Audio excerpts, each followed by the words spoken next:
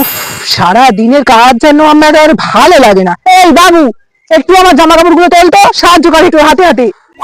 তুমি তো ওখানেই আছো, হ্যাঁ? তুমি কাজটা একটু করে নাও না। তুমি তো দেখতে পাচ্ছ আমি একটা কাজ করছি, বলো আমি পারবো না করতে এখন। না না, তুই কি বলতে চাইছিস? হ্যাঁ, সকাল থেকে আমি বসে আছি আর তুই সব কাজ করে দিচ্ছিস, তাই তো? তার মানে তুই বলতে চাচ্ছিস আমি বসে আছি সকাল থেকে? আমি সেটা তোমাকে একবারে বললাম? আমি তো সেটা বলিনি। এখন তুমি নিজের মনে মনে যদি গল্প বানিয়ে নাও, আমার কিছু করার নেই মা। কি বললি? হাই হাই, এরকম করছো কেন তুমি? হাই, তোমার কি হলো? হাই দেখো, হাই হাই হাই হাই, কি হলো গো?